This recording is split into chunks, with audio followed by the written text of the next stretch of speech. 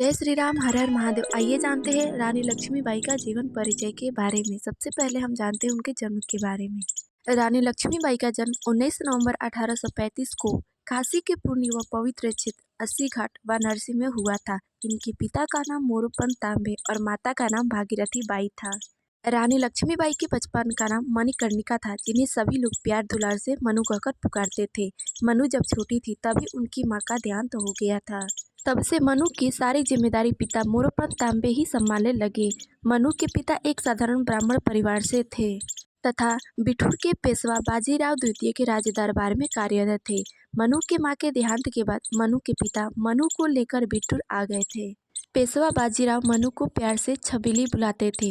पेशवा बाजीराव के बच्चों को पढ़ाने जब शिक्षक आते थे तब मनु भी पढ़ना शुरू कर दी थी। मात्र 7 साल की आयु में मनु ने घुड़सवारी सीख ली थी, साथ ही तलवार चलाना, धनुर्विद्या सीख ली। मनु ने बिठूर में ही सभी शिक्षाओं को ग्रहण किया। बचपन से ही अपने पिता से पौराणिक वीर गाथाएं सुनती आ रही मनु अपने हृदय में वीरों के लक्षणों और उदात्त गुणों को संजो लिया था। इस प्रकार मनु अल्प वय में ही अस्त्र शस्त्र चलाने में पारंगत हो गई। अर्थात रानी लक्ष्मीबाई यानी कि मनु बहुत ही कम उम्र में ही अस्त्र शस्त्र चलाने की कला में प्रवीण हो गई। अस्त्र शस्त्र, घोड़सवारी इत्यादि मनु के प्रिय खेल थे। साथ ही इसी उम्र में रानी लक्ष्मीबाई ने अंग्रेजों के होश उड़ा दिए थे। इनके साहस के आगे कोई भी अंग्रेज इनसे सामना करने को तैयार नहीं होता था।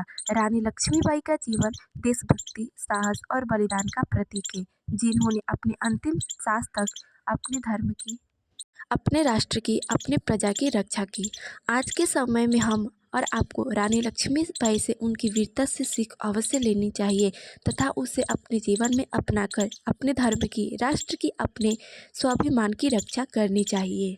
तो आइए अब हम जानते हैं उनके विवाह के बारे में तथा किस प्रकार से वे वीरगति को प्राप्त हुई। ये कथा हम आगे इस वीडियो में जानते हैं। मनु के विवाह योग्य हो जाने पर इनके पिता ने इनका विवाह सन 1842 में झांसी के राजा गंगाधर राव नेवालकर के साथ बड़े ही धूमधाम से करा दिए। विवाह के बाद मणिकर्णिका अर्थात मनु का नाम रानी लक्ष्मीबाई बाई पड़ गया। यह नाम उनके पति ने उन्हें सम्मान के रूप में दिया था। इस प्रकार काशी की कन्या मनु आगे भविष्य में चलकर झांसी की रानी लक्ष्मीबाई के नाम से प्रसिद्ध हुई। तब से मनु रानी लक्ष्मीबाई के नाम से ही जाने लगी। सन 1851 में रानी लक्ष्मीबाई को एक पुत्र रत्न की प्राप्ति हुई, किंतु 4 महीने की आयु में ही पुत्र का देहांत हो गया। अपने राजकुमार के देहांत के बाद पूरी झांसी शोक सागर में डूब गई। सन 1853 में राजा गंगाधर राव की भी तबीयत बिगड़ने लगी। तब अपने दरबारियों की सलाह पर राजा और रानी ने अपने ही परिवार के एक 5 वर्ष के बालक को गोद ले लिया और उसे अपना दत्तक पुत्र बनाया। गोद लेने के दूसरे ही दिन यानी 21 नवंबर 1853 को राजा गंगाधर राव की मृत्यु हो गई। अपने पति के देहांत के बाद रानी लक्ष्मीबाई ने झांसी की रानी के रूप में झांसी का शासन संभाला, लेकिन ब्रिटिश के लोगों ने रानी लक्ष्मीबाई की गोद लिए हुए पुत्र को कानूनी उत्तराधिकारी नहीं माना।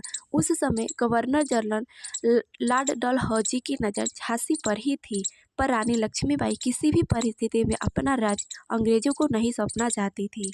तब रानी लक्ष्मीबाई ने झांसी की रक्षा के लिए एक मजबूत सेना का संगठन तैयार किया, जिसमें पुरुष व महिलाएं दोनों शामिल थे।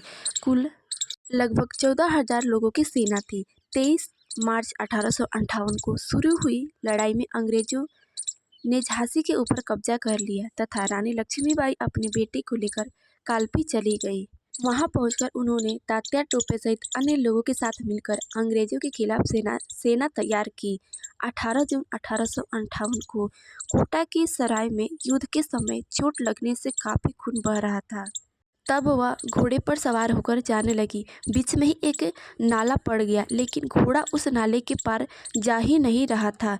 तभी उनके कमर में एक अंग्रेज ने उनके ऊपर गोली चलाई, जो सीधा उनके कमर में लगी। खून को रोकने के लिए जैसे ही उन्होंने घाव पर हाथ रखा, वैसे ही तलवार भी उनके हाथ से छूट गई।